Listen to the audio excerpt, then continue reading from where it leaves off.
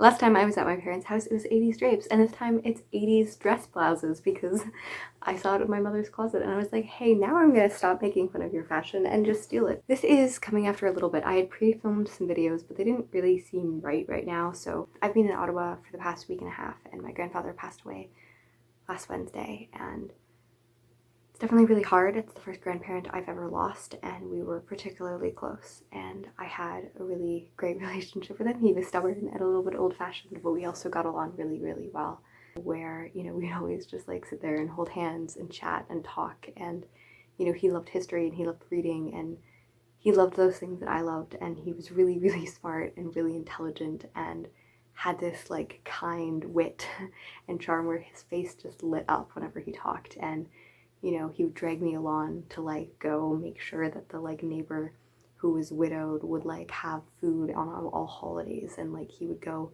and he was kind of shy, so he didn't want to like, my grandfather wasn't shy, but the man was shy, so he would like, you know, bring me and only one grandkid and like go eat with him so that he would have someone to eat, but he was like too shy to like eat with my rambunctious family and things like that. And like even over the holidays, like he's been fairly mobile, but he's had 37 surgeries throughout his life because of arthritis and multiple other things. Chronic pain probably runs in the family, so he's lived in chronic pain for most of his life. And you know, he had to live in a chair, and he was so sad that he couldn't be by my grandmother's side in bed, and he, you know, got me to like sneak in so I could distract my nana as my mom like sneaked in flowers for her so that she would have flowers on Christmas morning.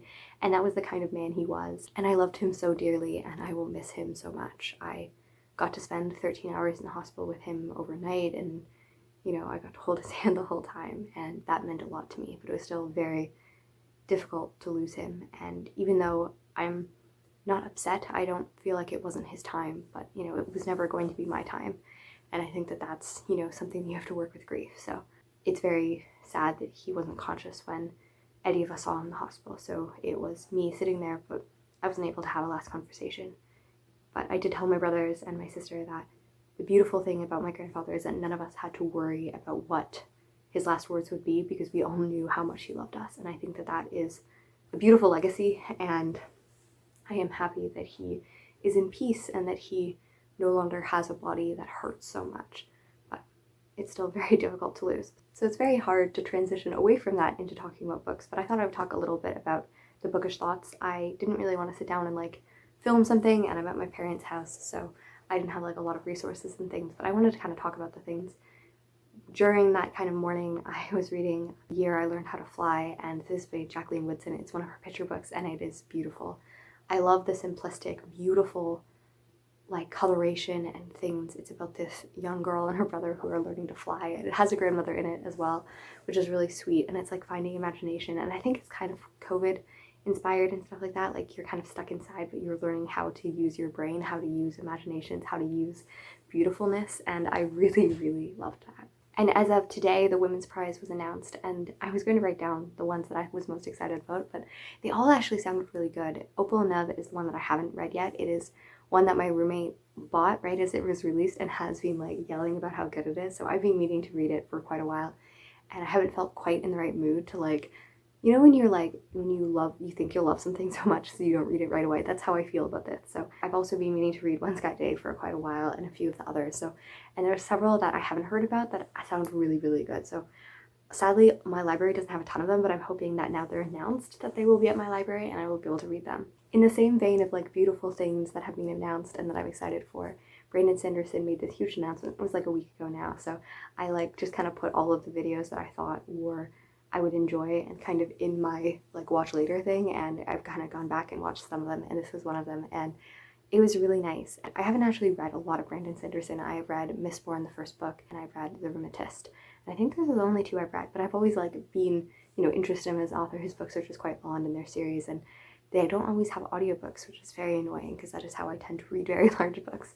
But I listened to him narrate, you know, the beginning of Tess and Emerald Sea, and it just sounded really funny. It gave me like lots of like Princess Vibe references, and like I've been thinking about it all day. Like I read this last night or listened to it last night, and yeah, I'm not normally like a Kickstarter thing because like disposable income isn't huge, but I thought that that was really interested, and I need to look up like the pricing and stuff because especially if like it's part of it that I can get it on audiobook, I think that would be really, really cool. And the other kind of like light, beautiful, funny thing that I read right beforehand was Lady Windermere's fan. One of my favorite people on here, Kara from the Wilde Book Garden, as well as Taylor and Julie, who I also really, really adore their channels, and they're just all great people. And I love their Past It Classics things. Even when I don't read the classics, I tend to join their live streams, but it's Oscar Wilde and it's a play, and I was really excited to read this. I ended up getting the call about 20 minutes after I finished the book on Sunday and before the live show, so I need to go back and watch that as well, which I'm sure will be a, you know, a drop of light in a kind of hazard week. But this was a beautiful thing to kind of go into. It is about motherhood and about family and love and these kind of ridiculous situations where this nosy neighbor kind of comes in and is like, you know, your husband is cheating on you because of this and this and this, and we're gonna prove it. And then she has to have like this ball, and he's like, no, no, no, trust me, you have to invite this woman, she's like trying her best. And it kind of has those like mischievous kind of conniving characters, but also really lovable and also ridiculously funny characters. And that was really great. I also kind of, the book that I took, I actually, it's in the other room, but I brought my like 100-year anniversary edition of Anne of Green Gables, which was the first version I read in 2008 when I read the story for the first time.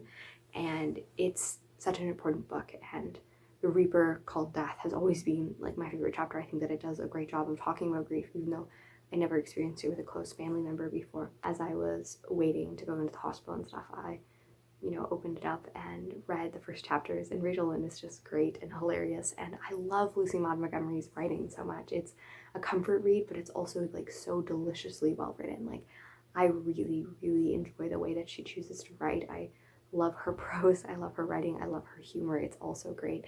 And yet she also has this beautiful reflection, the way that grief manifests differently. You know, it's been, you know, I think 9 days, and it's felt like a month. You know, like I cataloged one of my days once, and I think, you know, I woke up at like 8 a.m. every morning, and I went to bed at 3 a.m. because, you know, you're doing all of these little things. You know, at one point my family had like 4 scanners in our living room and like 3 computers, and we're all like editing and trying to upload and trying to like find all of these pictures of us throughout the decades of like things that we can use it for a slideshow. And, you know, we're also kind of trying to sit with our Nana and like give her space. And of course she's an older woman who doesn't want to talk about emotions, so we're like trying to clean around her, and she's like, don't clean our house. And we're like, okay, but we want to be like present around you, but we don't want to like, you know, she doesn't want to sit and talk. So there's been many moments of like bustle, and I don't know how the transition goes back into, you know, normal life and stuff like that. It's going to be an interesting ride.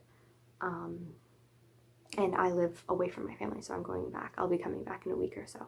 So I don't know how videos will be going, because this will be an interesting transition, but I do really love making videos. And even though I did not feel ready for it this week, I do feel like it's a good mental health check-in, and being able to have funner videos, or, you know, kind of moments like this where it's just kind of low-key, but I'm hopefully still, you know, providing interesting things. I think I'm going to be reading some classics and memoirs. I kind of put Crying in Matriarch on the kind of shelf there in case I feel ready for it, because I was in the middle of The Souls of Black Folks. I'd been reading it Saturday, and I haven't really felt ready to read a nonfiction book kind of heavy yet, but we'll see what goes into it. I didn't read any reading plans for March, and it's already March 8th, so we'll kind of see where this goes. I'm going to give myself time, I'm going to give myself patience, and I've been enjoying being able to step back and say it's okay. You know, I'm not going to stress out about how this is going to all work out. I believe that it will, and I believe that I will be able to do all that I need to do, when also giving myself and giving my family space and time for us to heal as individuals and as, you know, family as well. I will talk to you guys in a little bit, and thank you so much for listening to this kind of rambly, emotional video. I appreciate it.